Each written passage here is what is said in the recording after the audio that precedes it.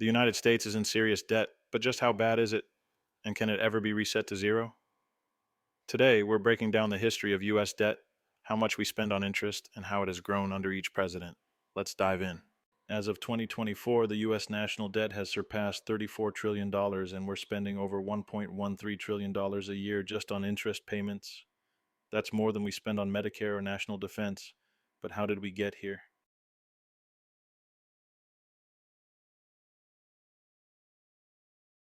Debt has been part of America since its founding. After the Revolutionary War, the U.S. owed $75 million, largely from war expenses, paying soldiers, acquiring weapons, and covering loans from France, Spain, and the Netherlands. To stabilize the young nation's finances, Alexander Hamilton later pushed for a national bank and federal economic policies. Over time, wars, economic downturns, and government spending pushed the debt higher, but in recent decades it has skyrocketed at an alarming rate.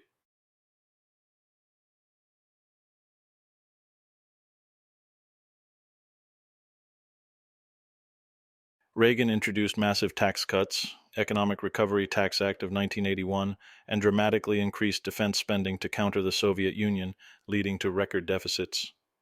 His administration also saw the start of large-scale deficit financing, where government borrowing became a norm rather than an exception.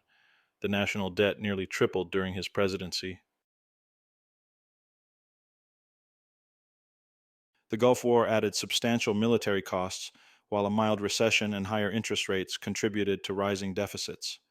Despite signing a bipartisan budget deal that raised taxes in 1990, the debt continued to climb. Bush's term ended with a federal deficit still growing, setting the stage for future budget battles.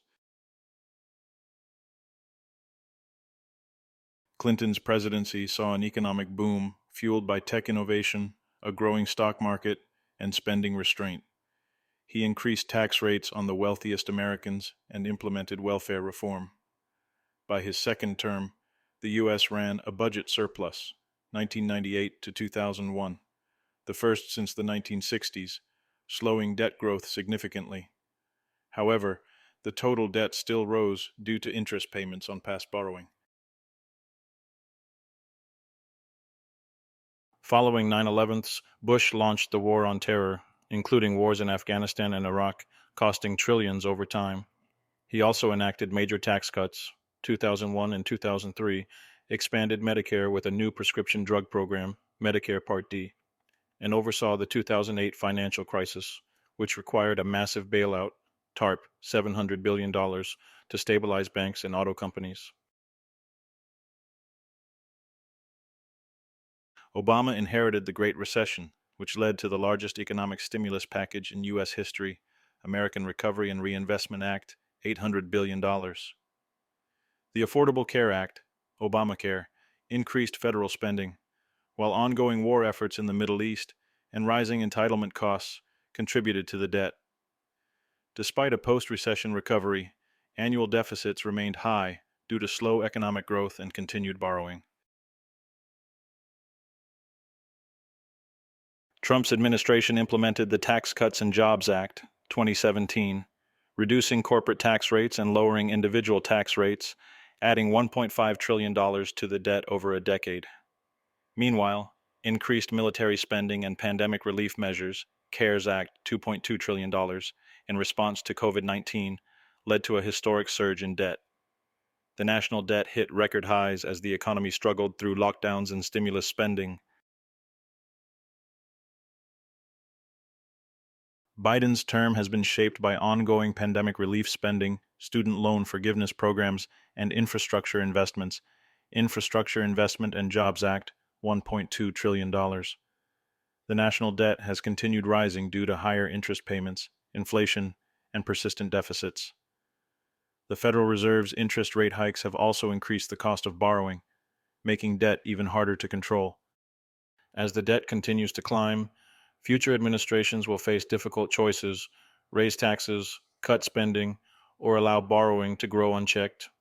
One thing is clear: the national debt remains a defining issue of economic policy, shaping the future of the U.S. economy.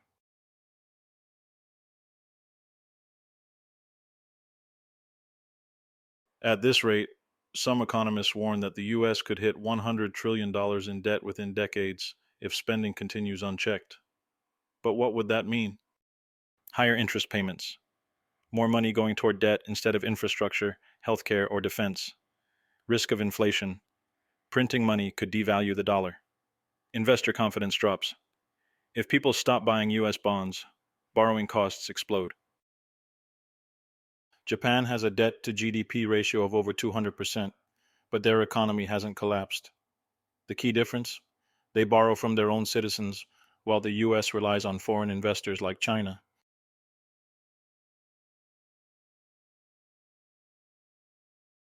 In short, no. Wiping out the debt would mean defaulting on bonds, destroying the global economy, and tanking the US dollar. Instead, the government has a few options. Reduce spending, cutting unnecessary programs could help, but it's politically difficult and risks economic instability. Increase taxes, not a popular choice, but it boosts revenue and helps manage debt. Economic growth. If the economy grows faster than the debt, it becomes more manageable over time. Debt restructuring, extending repayment timelines or lowering interest rates to ease the burden. But here's why the debt can't just be erased. The 14th Amendment, the U.S. Constitution states that the validity of the public debt shall not be questioned. This means the government is legally required to pay what it owes. Treasury bonds. Much of the national debt is held by investors, foreign governments, pension funds, and everyday Americans. Canceling it would violate contracts, spark lawsuits, and destroy financial markets. Economic fallout. Defaulting would obliterate U.S. creditworthiness, making borrowing impossible and triggering a global financial crisis. At its core, money is an illusion, a system built on trust. The moment people stop believing in the value of the dollar, society collapses. Banks fail, businesses shut down, and chaos follows. The U.S. economy, and the world economy, functions because we all agree that money has worth. If the U.S. were to erase its debt overnight, that illusion would shatter, leading to panic, hyperinflation, and economic breakdown. So can the U.S. hit reset? No. The real question isn't can we erase the debt? It's how do we keep the system from collapsing under its own weight?